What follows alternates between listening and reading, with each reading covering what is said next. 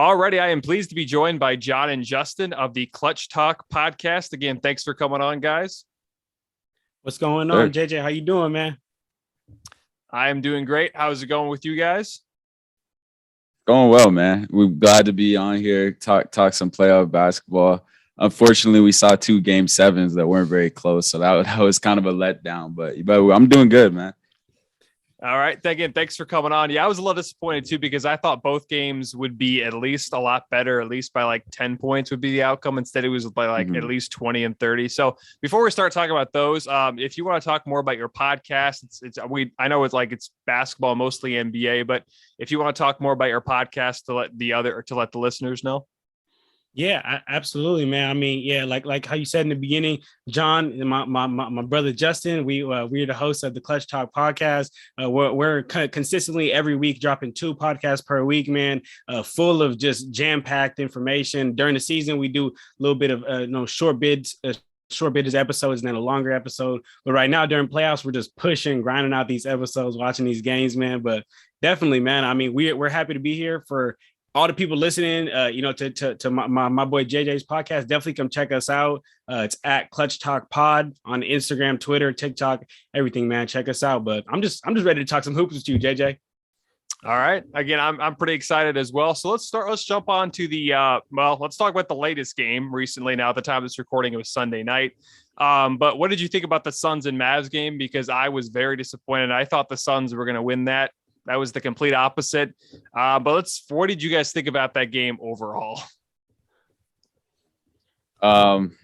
First of all, John had them as his Western Conference as favorites. First of all, I'll just start off by saying I'm a Warrior fan. So I see the effort and energy it takes to not only get the number 1 seed, but the best record. That takes a lot of time and energy.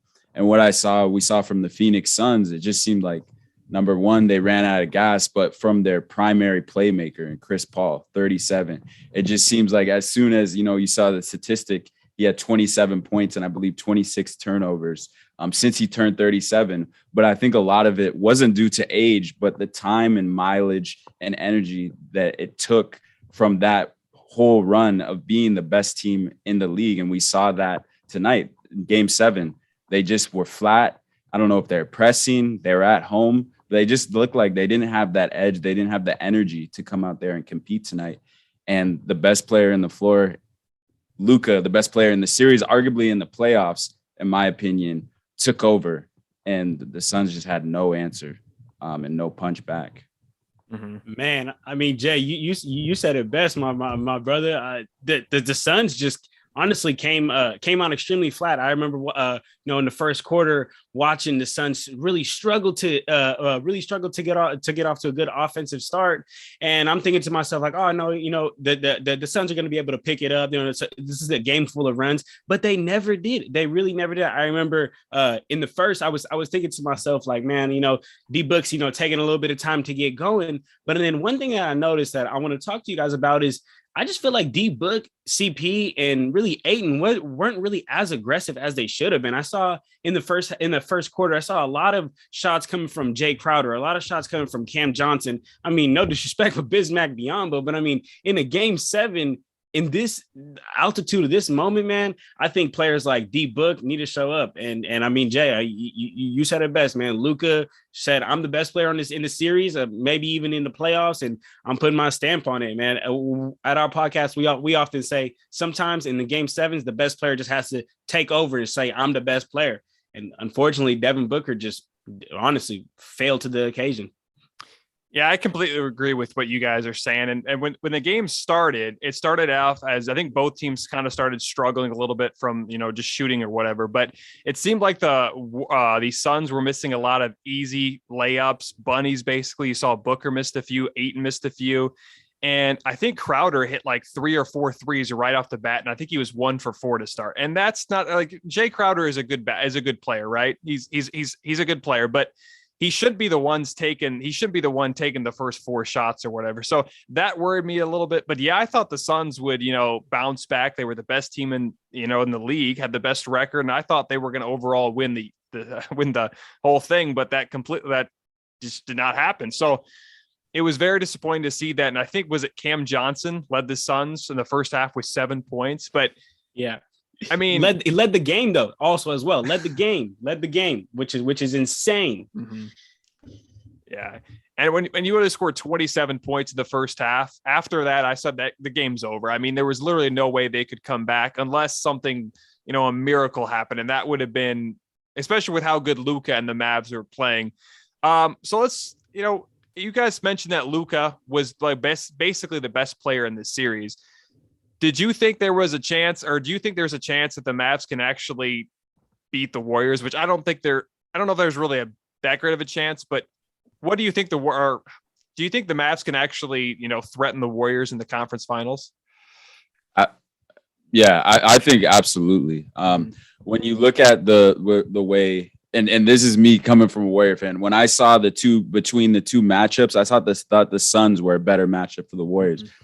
And here's why: is because number one, the Warriors pride themselves on switching and the ability to switch, and the Suns, the way that they score is a lot of times exploiting switches and mismatches. And I thought comfortably the Warriors could guard 1 through 5, at least decently, obviously GP2 being out, but I'm completely comfortable with Kevon Looney switching out to a guard, if that be the case, or Draymond Green, his switching presence, his ability to cover multiple guys on possession and to get into DeAndre Ayton's his presence in his physical space and kind of body him up. But then I look at where the Warriors struggle on the flip side, and that's against length, athleticism. We've seen in the first 2 series, they're not taking care of the ball. They're turning the ball over, especially was blatant in the last series when Memphis's athleticism completely bothered the Warriors. A lot of it was uncharacteristic turnovers, unforced, but I think a lot of it was the length and athleticism of Memphis. And what does Dallas have? What is their strengths? They have players. They have a lot of athleticism. Number 2 or number 1, obviously, they have a player who can get his own. He can take over the game. And Luka, similar to Ja, what they struggled with, that point of attack defense, and especially with Gary Payton II out, I think Luka creates a serious problem on the perimeter for the Warriors. So I think that alone will allow the Mavericks to have a chance. I'm not going to say right now they're going to win it, but I think they can at least get a couple games right now, just with those deficiencies that the Warriors that they can exploit. But I don't know, John, how you feel about it. Yeah, so for me, I'm actually on the opposite end of things. I think that the Warriors are gonna handedly really be able to take care of the Dallas Mavericks. I mean, not only are the Warriors really a better team, but more than anything, man, I want to think to this. In that last series, I believe Curry, I don't want to misquote him, but he said something along the lines of like the Grizzlies, they're young guys, like they don't really know like what we got and all we can do. And Curry even said, I believe it was prior to game 6, he says, like, when we come out game 6, we're going to show you all that we can do. And that's exactly what they did, man. And I'll be even real. Like at first, I didn't even really believe him. I was like, well, there's only three champions on that team. The rest of the players haven't really been there, but they really proved it though. They genuinely prove it. And I think that was that experience that took over in that game 6 for them to be able to, for the Warriors to be able to beat the Grizzlies. And I think that's exactly what's going to happen in this Dallas Mavericks series, more than anything, because Luka and that entire really Mavs team, maybe even besides just Jay Kidd, is they don't got deep playoff championship, deep playoff or either championship experience at all, man. And I just think that's going to get exploited by not only a great team in the Warriors, but also a great coach, man. But while we're talking about coaching, real quick, man, shout out Jason Kidd, man. I have to give him some praise. I know a lot of people, native. The native, huh, Jay? Jay's from Oakland, man. So we gotta always put on for the Bay Area, man. We out here in the Bay. So Jason Kidd, man, just one of those coaches, in my opinion, is gonna go down as one of just not the greatest coach, but a great X's and O coach, man. He knows how to get it done. I don't think anybody really had the Mavericks taking this series, and for him to be able to do that is big, man. But I think that the Warriors are gonna handle the Mavs, and I think actually a Suns versus Warriors series would have been, I think, what everyone wanted to see, man. I mean, that was to be real.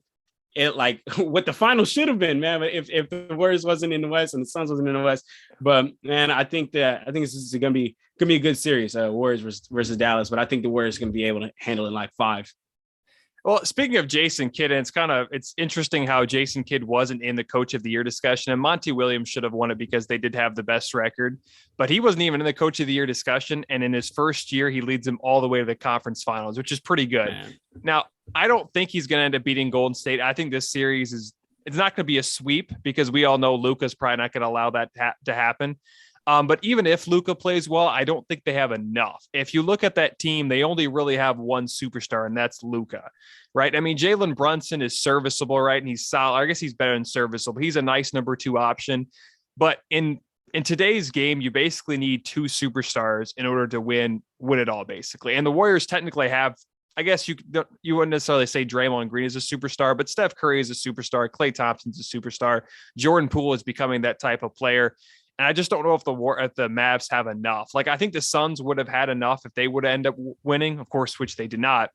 But I think overall it's going to probably be 5 games. I think the Warriors are going to take care of them. I think most of the games are going to be good. But again, and the same thing too with experience. The Warriors have so much more experience than the Mavs. I mean, Jason Kidd in his first year as head coach. I think this is Steve Kerr's like 7th or 8th year. So I can't really see the Mavs winning. If they go to 6 or 7 games, I say that is a win for the Mavericks, especially next year when they get into the playoffs. But yeah, again, give credit to Luka and give credit to Jason Kidd and what the Mavs were able to do. Now let's go to the next series, or the other series that happened on Sunday with the Celtics and Bucks. The Celtics finish out the Bucks. Did you guys think the Celtics were going to win on Sunday? Hey, I'll say this. I had Celtics in 7. I knew the series was going 7. I had Celtics in 7. As the series went on, like I said this before the series game 1 even started. I said Celtics in 7. As the series went on, I really thought about switching ships. I'm not gonna lie to you, but I just couldn't go to the Bucks because I think at the end of the day, that game 7's where I just alluded to it comes down to star power and getting it done, and not having Chris Middleton, your number 1 primary offensive creator out there, your go-to guy, your clutch guy. We know what Giannis does, but he's not the go-to guy on that team. And taking him out of the lineup. I mean, we've seen those Drew Holidays and Giannis pick and rolls, and those are great. Now, can you imagine adding a shooter like Chris Middleton into that, man? That just makes it a whole nother thing, man. So unfortunately, the Bucks didn't win, man, because I really wanted to see Bucks versus Suns again. Yeah. Would have been a great finals rematch. But yeah, I had the Celtics winning. Jay, talk to me. Yeah. So yeah, I originally had the Celtics winning for that reason that John spoke about, and that was their versatility, their ability to, number 1, offensively attack in multiple ways. That being with Jason Tatum, Jaylen Brown, and then the rest of the Celtics who can knock down shots when they're open. But then throughout the series, I just saw Giannis, taking over.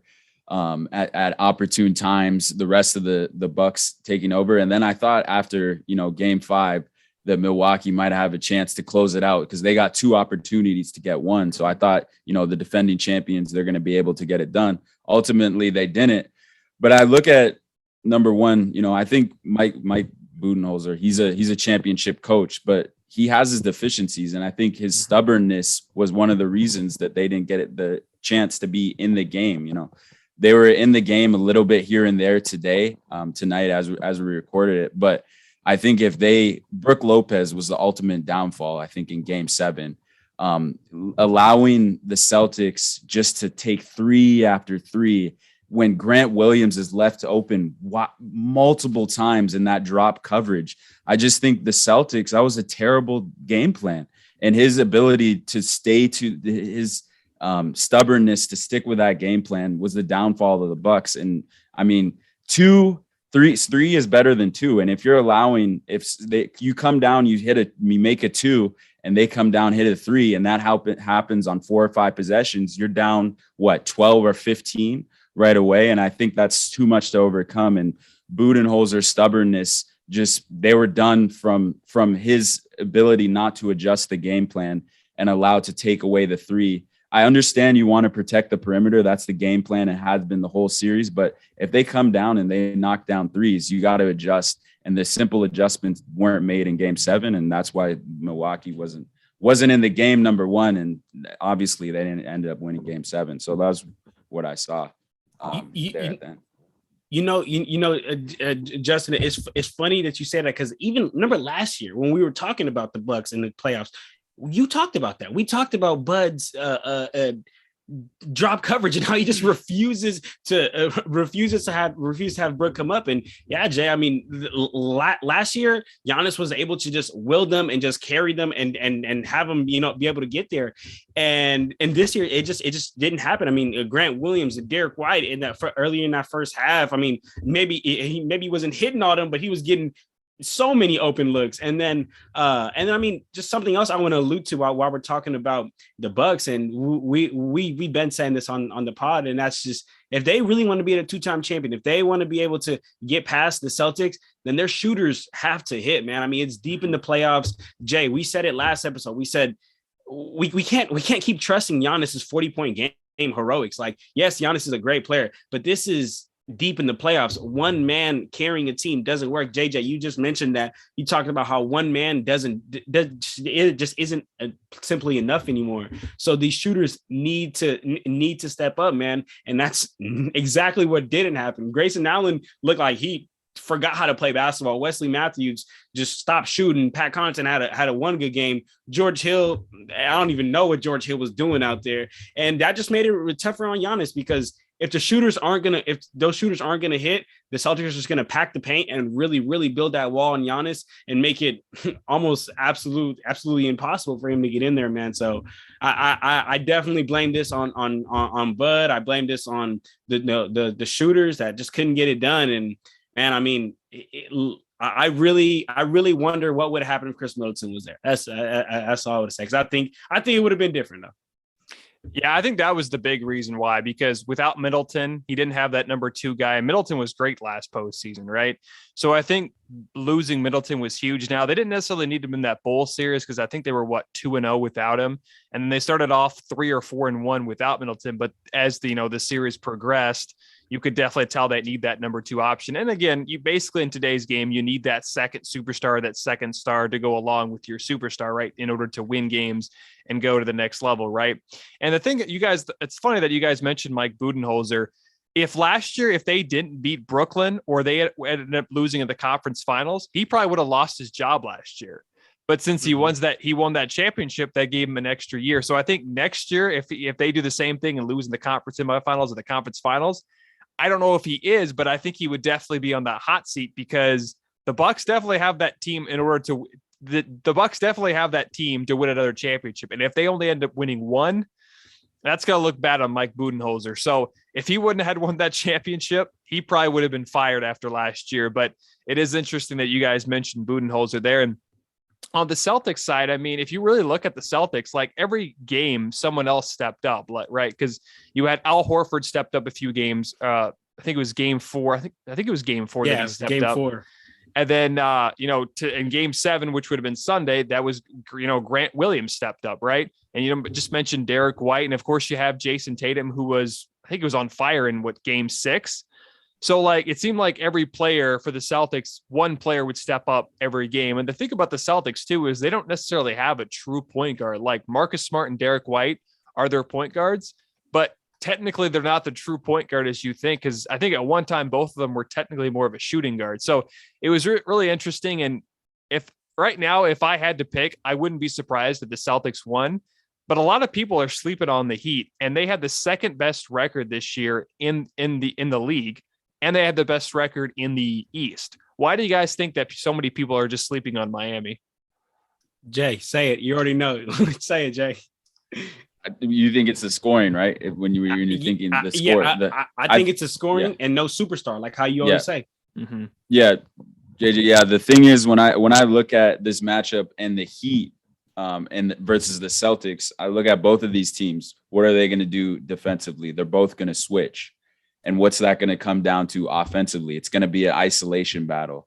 and who has more weapons. I look at the Celtics. Who do they have? They have Jaylen Brown, Jason Tatum, guys who can get buckets in isolation. And I look at the Heat. I think Tyler Hero, he can get his own shot. Would I put my money? Would I bet my house on him to get buckets? I don't know. Not at the same level or the same right as Jaylen Brown and Jason Tatum. And I look at Jimmy Butler, inconsistent shooter at best. He can get downhill, but what does Boston have? Number one, their switchability, but they have rim protectors and Robert Williams and Al Horford. So I just think that's concerning if I'm the Heat, and if it's going to get into an isolation battle between the two teams. Boston just simply got more weapons. So I'm not sleeping on the Heat, but I think it's going to be a 5, maybe 6 game series. If Miami can steal that game 1, it's just short rest, 2 days. They play Tuesday. So I think they can get 1 and then maybe another one, but I think it's going to be a short series because of the isolation battle. Boston just got more weapons. That's what I think. Yeah, I'm right there. I'm right there with Justin. I mean, that's what we not to hate on the Heat, but me and Jay, we've been saying throughout the season, like they're kind of a fake number 1 seed. Like we don't really feel like if they were to play a Bucks, they would win. If they were to play a Celtics, they would win. We just not that we didn't respect them, we just didn't see that it factor in them. And I'm right there with them. And then just even to piggyback and go off you, Justin, you talked about it. It's going to be kind of put on Tyler Hero, on those kind of players. And we're talking about the Celtics, the team that had the number 1 defense since 2022, the team who, who's really churned it up, the team who shut down KD, you know what I'm saying? So I think that if they can do that, man, they're really rolling. And like how Jay said on the offensive end, I just don't think the Heat simply have enough weapons to be able to keep up with them. But how about you, JJ? Are you sleep on them or are you awoke? At first, when the season ended and Miami had the best record in the Eastern Conference, I kind of slept on him a little bit, and I always tended to forget about him. But I think a lot of people underrate Jimmy Butler, right? I think he's a great player. I don't know if he's a top 10 player. He's probably in the 10 or 15 range, but I think a lot of people, including myself, have slept on Miami, right? And I would be surprised if they beat Boston, but with how good Boston's been right now, they swept Brooklyn, and I know Brooklyn has their problems, but they still swept Brooklyn with Kevin Durant and Kyrie Irving. Then they went up and beat Milwaukee, the defending champions, in 7 games, came down from 3 games to 2. I think this series is probably going to go 6 games, and it's going to be a tough 6 games, right? But I just think overall, as you guys mentioned, Miami probably just doesn't have enough. And this is probably not a popular opinion, but I kind of think Jimmy Butler is a superstar. I don't think it is kind of an unpopular opinion, but I do think Jimmy Butler is a superstar. But speaking of Jimmy Butler, where would you guys rank him? Do you think he's more 10 through 15, or do you think he's 1 through 10? I mean, where do you rank Jimmy Butler among the top players in the league right now? No disrespect, but 15, 20, to be honest, 15, 20, maybe. I could comfortably name 10 players that I think that I take a, but I think 15, 20 is a little high. I'd say closer to 10, 15. He's a two-way wing, and he can score at a high level as well. So there's not many better players in the league who can do that at the same level as Jimmy Butler. So I'm definitely not sleeping on the 15 through 20, but I'll give him the 10 through 15. I'm not ready to put him in that 1 through 10, but if they win this series, he's going to have a huge part of that. So he's in that 110 conversation for sure. And let me ask something to both of you guys. Justin, we kind of talked a little bit off camera about this before in the past, and that's just, I just don't feel like the Miami Heat have really played any real teams yet in this playoff, right? So they faced the 8 seed Hawks, who was John Collins had 2 injuries, and Clint Capella legs bent backwards the first game, and then the Hawks just had played the Hornets, who, yeah, I know, they gave it to them, but still, that's that wear and tear. Next round they go and play extremely hobbled Joel Embiid. I'm not even gonna say Philadelphia 76ers. I'm gonna say they play Joel Embiid. That's basically what happened. And my man's had a fractured face, a fractured thumb, a concussion, and was out there. And I mean, the Heat are the worst team to be out there injured, because they are going to test your injury to the max. And it just wasn't it. But I really am, kind of Jay said it, if they end up winning this series, I don't have them winning this. I have easily, to be real with you, Celtics in 5. I think it's gonna Warriors are gonna take it in 5, so Celtics are gonna take it in 5 and be in that finals. But I mean, I'll say this, man, if they take it, I definitely need to put some respect on Jimmy Butler's name, because he is gonna have to be that heroic guy. Maybe not the only one scoring, but the leader of that team. I'm thinking 2020 bubble, something like that, when he was clearly the leader of that team. Oh, sorry. Yeah. So yeah, we've definitely seen this from Jimmy Butler, right? Where he was able to, as you mentioned, 2 years ago in the bubble, which is crazy how that was 2 years ago, but he was able to lead them to the bubble and take on a Lakers team at that time, which was really healthy, right? And I mean, if Jimmy Butler can beat the Celtics, I mean, he's probably going to be put in that top 10 range, as you just mentioned, but I think it's going to be a much better series. But at the end of the day, I think the Celtics are just too strong and are just a little bit, or not a little bit better. They are a decent amount better than the Heat because of what they have so many more options they can go to. Right. But we'll see what happens. I'm pretty excited about that series, but you guys just mentioned the Sixers, right? And Joel Embiid was playing through so many injuries, it seemed like, and I think he got technically robbed of the MVP. But before we talk about that, do you think the Sixers should keep James Harden? And do you think they should get rid of Doc Rivers? Or do you think they should just go one more year with James Harden and Doc Rivers? I don't think it gets much better for James Harden and Philly and Doc Rivers, who's holding on for dear life to that 08 title, man. I'm forgetting what year it is. It's been so long. But, man, I just think that there's not, for James Harden's sake, there's not many – I don't think there's any other potential suitors or teams that wants that contract or him stylistically for their team. I mean, I don't see a roster that he really fits in with. I mean, he's a generational talent, but he was, I should say that. And is he, John and I talked about it in our last episode, JJ, and that was like, is he gonna put in the work in the off season? Yeah, sure. He might come back looking in shape, ready to go. But in 2 months into the season, is it going to be looking the same? I don't know. His track record hasn't proven that will be the case. So it's concerning for me. But if I'm Philly, I don't really know how many options I have. But I do find some insurance and hope in Tyrese Maxey and his ability to step up. We didn't talk about him, but he had a great playoff run these past 2 rounds, the first and second round. So I think I have a little bit of hope in there. And I maybe if I'm Philly, I look at him and I look at Joel Embiid and I build around the two and then try to find another home for Harden. But I'm, like I said, I don't know who's out there in the market for James Harden. Mm-hmm. Man, I mean, look, so to be real, I think that the 76ers realistically aren't going to trade Harden this offseason. I think they're going to give him and Embiid one chance to be able to run it like a full season. And that's also what I think with Doc, also because Philly kind of like came out and said like, oh, like we're in full support of Doc. Like we're going to keep Doc Rivers and all that. But I will say this though, Harden and Embiid, this Harden, which like how Jay alluded to, and I agree, he's not going to get any better than this. That we have seen the best of James Harden. He's not going to come down court and do anything different.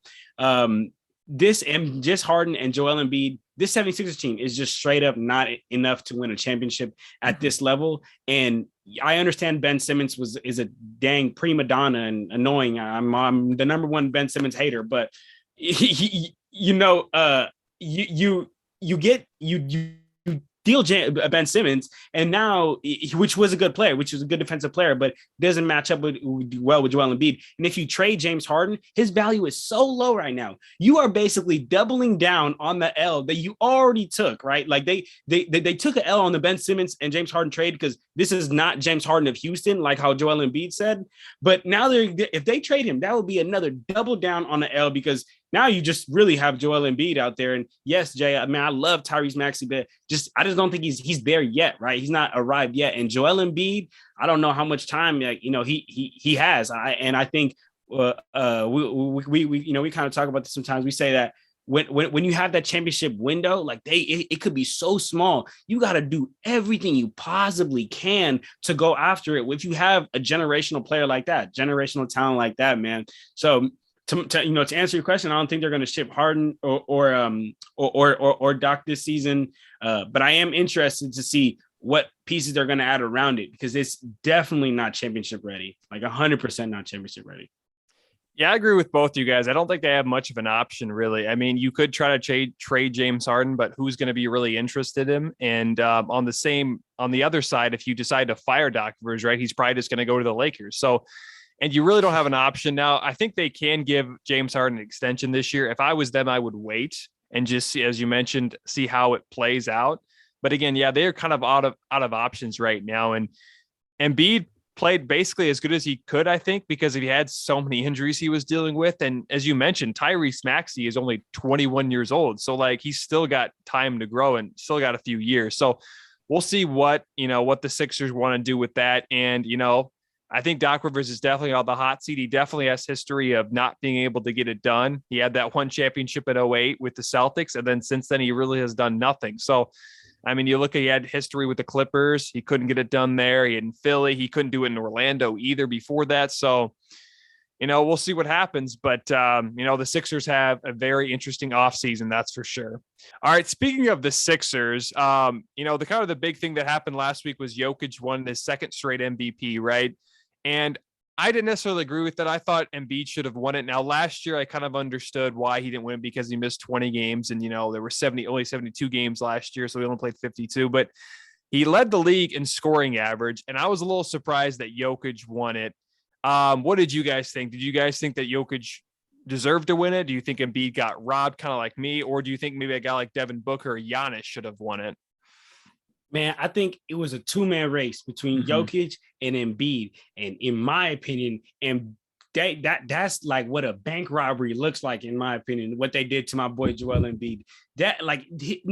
I'm right there with you, JJ. He led the league in points per game. He was a beast, and the story matters. The story matters. That's one thing that I'm big on. The story matters.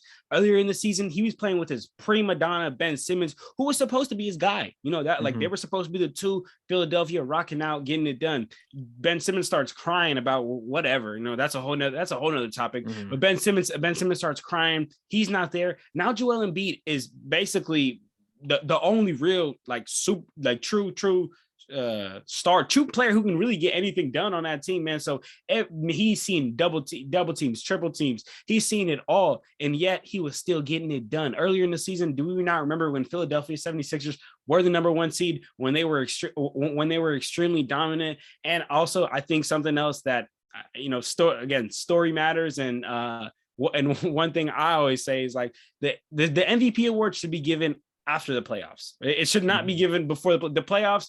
It should be something that your MVP, the most valuable player, should rise to the occasion. And yeah, I get it. Jokic got bounced in the first round, but he was facing the team in the Western Conference Finals. Embiid, come on, man. Face concussion.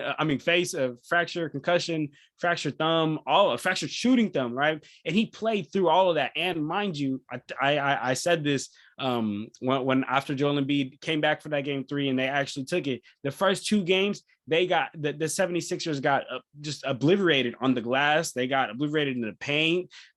Game 3, what happened? Not only did the Sixers win, but the 76ers got more rebounds and killed the Heat on the glass. And they also did not let the Heat score nearly as many points in the paint. I believe game 1 to 2, the Heat scored 50 plus points in the paint. Game 3, Joel Embiid, 28. So, he, in my opinion, is also someone else who you could consider also for Defensive Player of the Year. You could consider him for Defensive Player of the Year, MVP.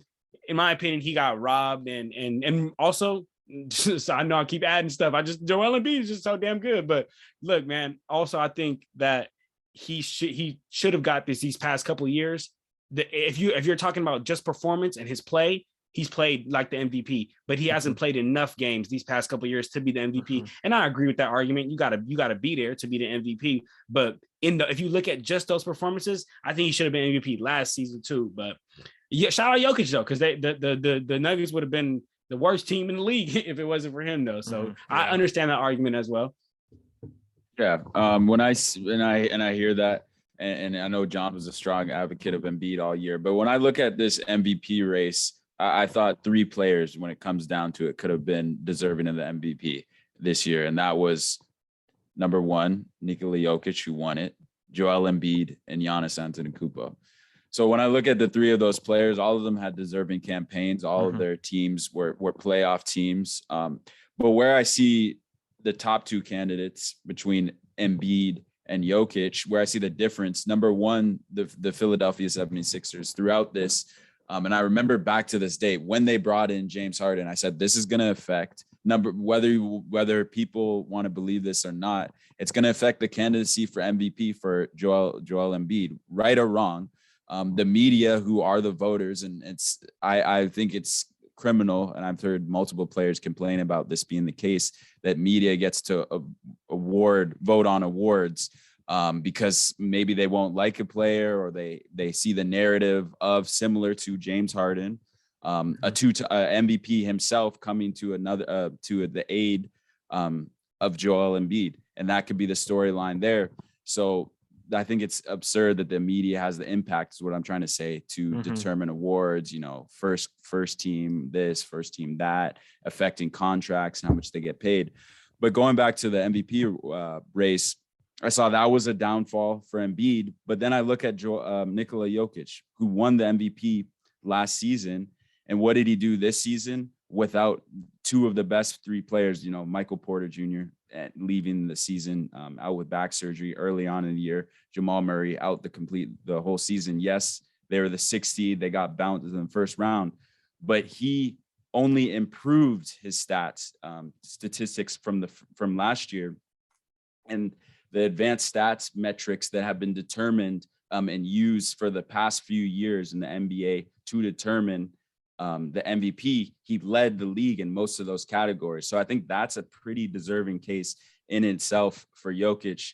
And I just think the Nuggets were, without him, they were a play-in team, maybe. No, definitely not a play-in team, lottery team without him. And to do what he did, yes, they got bounced, but it's a regular season award. I mean, that's what we're told, right? It's a regular season award. And I think he was the best player statistically, but what he did for that team to keep them relevant was just unbelievable, in my opinion. And Joel Embiid, like I said, had James Harden halfway through the season. Yeah, I think a lot of people did kind of forget about Jamal Murray and Michael Porter Jr., and those were big injuries. I think Jamal Murray missed the whole season this year, and you had Michael Porter Jr. who played 9 games. So that was a thing too. And yes, Jokic looked great and all, but I don't know. I just thought that Embiid should have won it this year. I'm not sure Embiid will have another chance to win it again, to be honest with you, because to be an MVP candidate 2 straight years is pretty incredible, and to do it for the 3rd straight year would be. The only person that really did that is LeBron. And of course, MJ did that way back in the day too. But, to do that 3 straight years would be really hard. So, I think he got robbed. But again, Jokic wasn't a terrible selection either. So we'll see what happens. And, both players got bounced, but we'll see what they do next year as well. Some other, awards, and I wasn't really surprised about a lot of what the awards were handed out, but another award that I didn't necessarily agree with was Rookie of the Year. I thought Evan Mobley should have won it. Do you guys would you guys agree with Mobley, or did you think that Scotty Barnes deserved the award? Hey, JJ. Hey, I think that we need to start hanging out some more, JJ. I'm with you for all of that, man.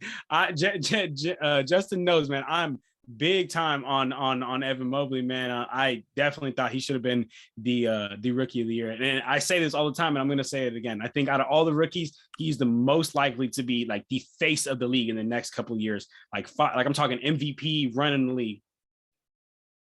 Yeah, I beginning of the year, I thought Evan Mobley had a good case, a strong case, but I thought he tapered off his play towards the end of the season. Kind of tapered off, not to a drastic level where he should have been out of the running, but I thought Scotty Barnes really just made a huge impact and an imprint, and was part of a huge reason to the success and the run that the Raptors had late in their season to get that 5th seed. And he was a huge part of that, and we saw he was a huge factor why they went down. He went down in game 1. I know this is playoffs, but the impact that he has was evident in games 2 and 3 when they didn't have him. And I think that was a huge reason why I had him as a rookie of the year. But I definitely, on the other hand, I think Evan Mobley, if they would have given him the award, I could see that at the same time. You know, I wasn't strongly sold on Scotty Barnes or Evan Mobley at the same time, but I think Scotty Barnes got the slight edge in my opinion. And so, sorry about that, Justin, real quick, just to even, you know, piggyback on what you're saying. And I also like think that, man, Scotty could have definitely earned it as well. And, you know, you talked about that, that leap that they took.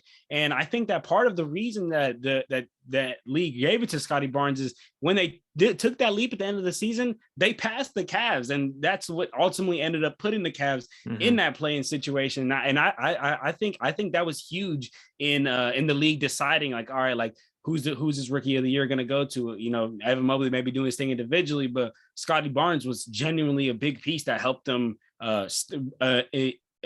avoid the playing situation.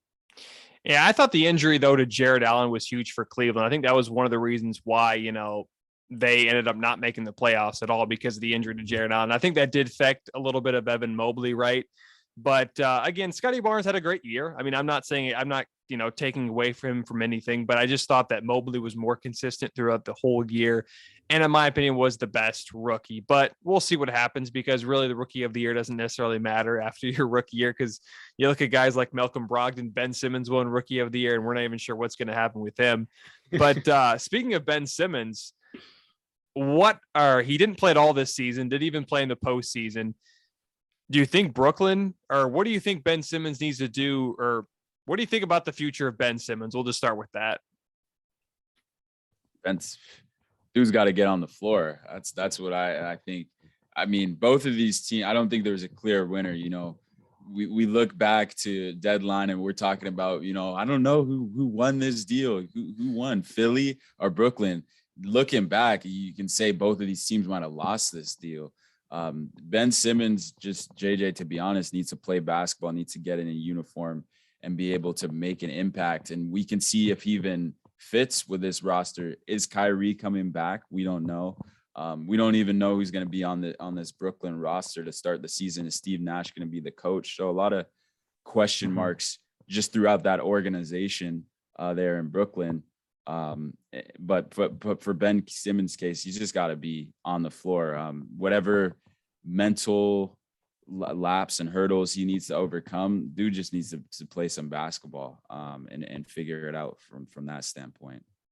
Man, I mean, dude needs to play basketball. Jay, I'm gonna just copy you, bro. Dude needs to play some basketball, because it's insane. I mean, I have been a advocate Ben Simmons hater for a long time. I don't know what type of point guard you are supposed to be in today's NBA, matched up with Joel Embiid and not be able to shoot. You just double Joel Embiid every time. I've been hating Ben Simmons since he's got here. And what I think, honestly, I know this is going to sound crazy, and Ben Simmons is a good defensive player, and yes, he can be that great defender. But ultimately, unless you're running downhill, unless you're running a fast break, you're ultimately playing a 4-on-5 out there. Like if you're in a half court setting, right? And that's what the playoffs is. If you're in a half court setting, you're also playing a 4-on-5 out there with Ben Simmons, because whoever is guarding him can really, you know, I think back to a couple of years ago when LeBron guarded Ben Simmons by literally just standing right in front of the restricted area as Ben Simmons was at the top of the key, ready to just wide open to shoot a three, and Ben Simmons just stood there, just looking for somebody. And I mean, if that's the type of person you have on your team, you're going to be playing 4-on-5 every time you're in a half court set. What's the point of him being out there? So I know this may sound like a drag, but I will say this. I don't know if Ben Simmons is going to be in the league for much longer, because check this out. Yes, he's a great defender. Yes, he does all that. But when you're in a half court setting, 4-on-5, does he even like basketball? Like, does he even want to do this for real? You know what I'm saying? Like, how many times have just problems after problems with this guy come up? Yes, he's going through something mental, and for anybody, you know, going through, you know, mental stuff, like I, you know, salute and praise to you, you know, get your help and get right. But, and I'm not you know, here to judge. You know, there's one that's going to come to judge us, but like, all of this started because Philly asked him to shoot. And he started crying about it. You know what I'm saying, man? Like all the Philly fans asked him to be a better basketball player. He got criticism. Once you enter the NBA, you got millions of eyes on you. Why are you crying about criticism? Giannis couldn't shoot. They were counting. They were 1, 2, 3, 4 to Giannis. He didn't go cry and say, I'm going to go play in Sacramento or I'm going to go here. I'm going to go there. No, he got in the gym and got better. And that man, like, maybe I'm too much emotions, but Ben Simmons genuinely pisses me off. I want this dude out of the league, dog. I want this dude out of the league. But what will Brooklyn do? You know, they might give him a shot. You know, try to get his trade value up. But this dude is a wash for me, man. Unless he's on defense, he's useless in my opinion. Well, oh, sorry. Were you gonna say something else, or? Well, I mean, I was gonna say to that point, I think number one, he should be off ball, similar to, you know, I think of him as defensively, his ability to switch, you know, guard multiple guys. I think where he's best is on ball. I think if he works on his off ball defense, he can be an all around defender. But similar to Draymond Green, we saw in the Memphis series, the impact that he can have defensively while he wasn't there for the first 5 games. In game 6, when Draymond was at his best was when he was pushing the pace, number one, you know, getting a rebound, starting the transition that way, which we've seen Ben Simmons be extremely effective in before. But if, to John's point, to your point, if he's being at least looking at the rim and looking to attack when he has an opening, and creating that way when he has the ball, I think he can be extremely effective offensively. He doesn't even need to shoot. Maybe if he works on a floater, but you know, we joke, as much as we joke around, he doesn't even need to knock down shots and shoot from the perimeter to be effective. If he's looking to be aggressive and finishing like Philly asked him to be, then Ben Simmons can be a force. I just needs to add that little caveat to his comparison, I think similar to Draymond. I love that comparison, Jay. I that's like literally what I would say Ben Simmons is like he's a Draymond Green. But the only thing I just want to add, and maybe if Ben Simmons is listening, JJ, I don't know if Ben Simmons listens to the pod, but if he does, man, Ben, you see how Draymond Green also can't shoot, but he at least keeps the defense guessing. He'll at least throw one up. I mean, you are an NBA player, my dog. Like, I don't care what you do. If you are gonna be left wide open, like, you gotta at least get them up there, because you gotta keep the defense guessing. Like, if the defense knows, like, I don't even need to get out there because I know he's not gonna shoot. Like, imagine how much easier that makes any defense. So I would love it if, even if, you know, Draymond doesn't take that many shots, even if Ben Simmons could take as many shots as he did, I think that would be great for his offensive game. Because yeah, I agree with you. You know, he just needs to keep the defense guessing, man. That's it with Ben. Yeah, I mean, especially in today's day where you have to be a good shooter, right? In order to be, and we all know, I think we all know that Ben Simmons is not a point guard, right? He's a number 3 or number 4. And if Brooklyn really wanted to do something, they could probably put him at a number 5, right? Where you have Durant the 4, you have Seth Curry at the 2, and then of course you have Kyrie at the 1. And then when Joe Harris comes back, he plays the 3. But speaking of Draymond Green, we all know he has a lot of confidence, but if Ben Simmons could get a little bit of that confidence, I mean, he could start keeping the defense guessing, that's for sure. And Brooklyn, I think, would finally be that threat they were expected to be when, you know, Durant and Kyrie joined forces. So we'll see what happens there. I did kind of want to talk about the Grizzlies, but I'm going to go ahead and skip that. And I'm going to ask a question that I'm not sure you guys you would know yet. But do you guys have an MVP prediction for next year? I know it's very early, but do you have an MVP prediction for next season? Man, that's an early one. Let me see. Hey, okay, this might be crazy. I would say Luka, man. My boy Luka Doncic. We just seen what he did out there. I think this is gonna ignite the fight. I think his loss to the Warriors in 5 is gonna ignite him, and we're gonna see a whole different Luka, because we've seen Luka individually be who he is and score, be able to do whatever, step back, one leg, whatever you want, take it to the hoop. But I don't think he's had a taste of that, you know, I want to get a championship. And this is the closest he's ever going to get. And I think losing to the Warriors is going to do him big, man. And I think he's going to come back for MVP next year. I'm going to go to the East Coast. And I think Jason Tatum, we've seen flashes throughout his development throughout this playoffs. He's been on and off and inconsistent at times, but inconsistent in the regular season as well. But when he's at his best, he's making plays. Well, he's going to be like if he's going to be successful, let's just talk about it in this next series. They're going to be baiting him, baiting Jaylen Brown and him. They're in isolation.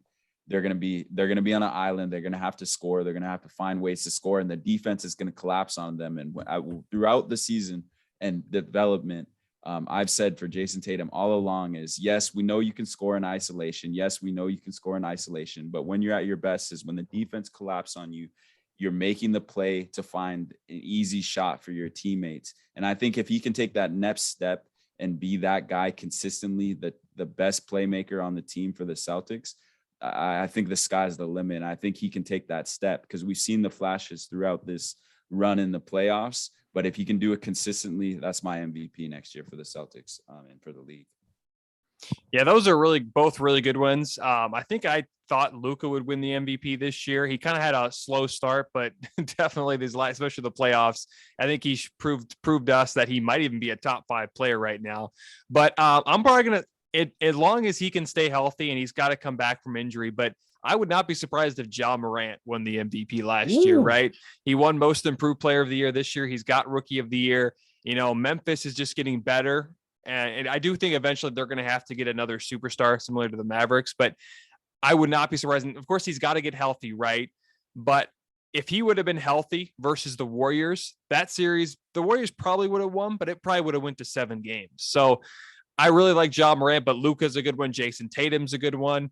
Those are all really good predictions. Let's talk about another, Milwaukee and Phoenix are both out. And who do you think has a better chance of making the finals next year, Milwaukee or Phoenix?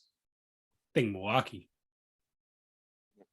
Milwaukee for me as well. I look at Phoenix. I'm not sure what are they doing with Aiden. I guess I feel like they're going to give him the bag, but that's a question mark. I think there's no doubt about that. But he didn't get it done tonight. But I look at Milwaukee, and I think they need to add another piece, though. I will say that. We saw what they lacked. Obviously, Chris Middleton was a huge piece, but I think they need another wing defender, another 3-and-D guy who can be that next piece. Because we saw Grayson Allen, he couldn't get it done. Yes, he could score a bit, but if he's not on, I think where his weakness is on the defensive end. They're attacking him at will, and I think they need another 3-and-D guy that can stay with them. Wesley Matthews isn't the answer. So if they can add another piece and maybe a solid scoring option there, a 3-and-D, a wing defender, I think Milwaukee will be set to make another run next year. Man, look, if Milwaukee adds another 3-and-D, I genuinely do got like Milwaukee like taking the next couple of championships, because I mean if they could do that would be that'd be huge, because I think personally they got enough right now. Like I think if Chris Middleton was playing, they would have beat the Celtics, and I think they would ultimately have beat anybody from both conferences. In my opinion, I had the Bucks going all the way. But for the Suns, like I want to touch a little bit on the Suns. Like, man, the Suns, like that might have been a 2-year window, man. Like, because I mean, we were talking in the group chat. We have me, Justin, some of our homies, and one of our homies said that Chris Paul, like he can't be the main contributor anymore, like on a team moving forward. Like he might have to be a role player. And I looked at it as shock for a second, and I thought about it, like, man, like he's actually right, to be honest. Like I don't know if Chris Paul can be your main guy, I guess your 2 option. I would say Devin Booker is the 1 option on that team, and then I would say CP3 is a 2 option. And I don't think that if a team wants to win a championship, that's a successful strategy. I mean, my man's is about to be 38 next year. Age is getting to him. Father Time is undefeated, and we seen him have a horrific playoff series. Yeah, not only that, you look at, let's talk about JJ John. Let's talk about the landscape of the West next year. You got Kawhi and Paul George coming back. And the Clippers, that squad going to be serious. You got the Warriors, they're coming back with Wiseman, probably get some bigs. Portland's coming back. We got the Timberwolves are going to reload. They got some experience with a little run, first round experience last year. Memphis, that you already alluded to, JJ, Ja Morant, he's going to come back healthy, hungry, motivated. Luka is going to come back. I just look at the West and that landscape, and yes, it was a 2-year window potentially because the West is going to be stacked and reloaded. And I look at the East, it's going to be similar, but I just think it's going to be tough for the Suns, a team who was put all this energy and effort into being the top team in the West this year with a lot of injuries. I think it's going to be hard to replicate and make another run, especially like you said, John, with the aging CP3 as your primary playmaker, man. So it's concerning, and I think it's going to be definitely the Bucks making more favorable, I'd say, to answer your question, JJ. Yeah, and you just mentioned, the Suns put so much effort into being that number 1 seed. I think that's true too, because it seems like a lot of times there's that number 1 seed where they do so well in the regular season. When it comes to the postseason, they're just exhausted, right? And I think there was a few coaches that did that where they just kind of, said, oh, we don't want the number 1 seed, right? So that's another interesting point that people tend to forget about. So, yeah, I would love to see the Suns, or I would like to see Chris Paul still be the guy he is. But as what we saw on Sunday night and the last few games of the series, he just was out of gas, right? And, again, he's not getting any younger. He's getting older. He's going to be 38, as you just mentioned. So we'll see with the Suns. And, you just mentioned, the Clippers are Kawhi Leonard and Paul George is going to be back. And I'm biased because I'm a huge Kawhi Leonard fan. But what they did 2 years ago, or I guess last year, they went to the Western Conference Finals and lost the Suns in 6 games without Kawhi, right? And this year they almost made the playoffs without Kawhi, and basically Paul George only played about a quarter of the season. Once they come back fully healthy, do you think the Clippers finally have that chance to at least get to the conference finals and maybe to the finals next year? Absolutely. Yeah, John. I mean, they got 2 of the best, arguably top 5 wing players in the league, and Paul George and Kawhi Leonard. And then I didn't even, the Clippers definitely have a chance. And then we didn't even mention the Pelicans, a team who pushed the Suns.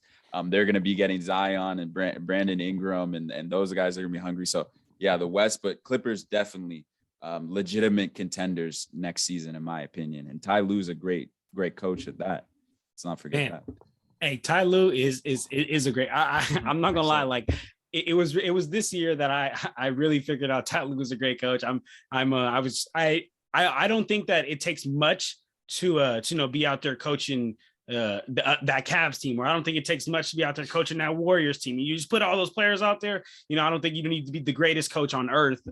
But this year was something that really proved me wrong. Ty Lue showed he had a lot to do with that.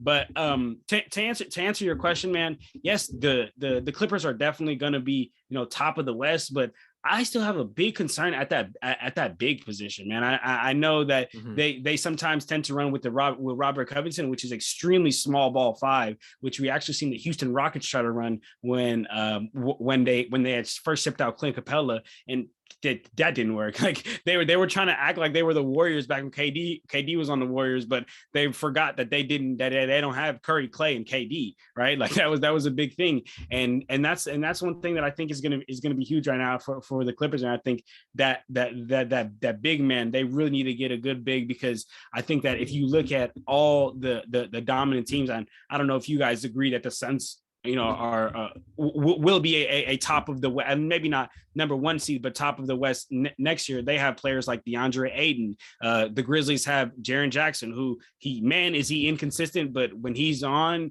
and with another year, it's going to be huge for him. Warriors, Jay knows I talk all the time about Wiseman. Yes, he's young, but I think that guy is going to be a future AD, to be honest, a future AD. Hopefully he can stay more healthy than AD. But hey, Jay, come on, Jay, don't do no bad face. That's high praise to a guy who hasn't played a full season. I can't say. Man, Jay, oh man, I don't know, man. I'm so high on. I'm just so high on Wiseman. Maybe I watched too many.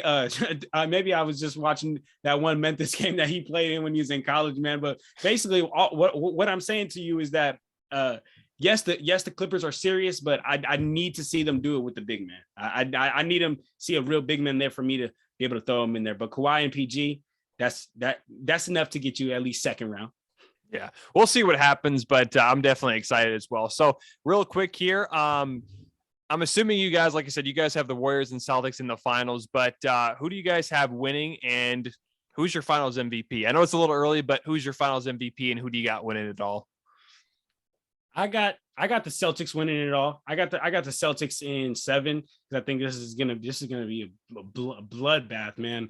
And the reason I got the Celtics is I think that they're really big, man. I mean, they got players like Marcus Smart. They got players like Grant Williams. They are a big team. They are really especially at the guard position, and they're extremely good defensive team. Mm-hmm. And then also on to answer your other question as far as MVP, I think that will go to our boy Jason Tatum, because I think he's just gonna step up as like how we said in Game 7, kind of to wrap the whole episode around, man. In the beginning, we talked about Game 7s and how the best players are gonna rise to that occasion, man. I think Jason Tatum is gonna rise to that occasion and take that Game 7, which will ultimately give him the MVP.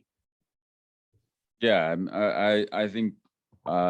Yeah, it's so far away, but I think the Warriors are going to win it in 6 or 7. I'll go with 7 in that. I think it's to be close, tight series. But I just think the weapons of the Golden State Warriors are just too immense. If they're on, they're able to control the turnovers and limit them.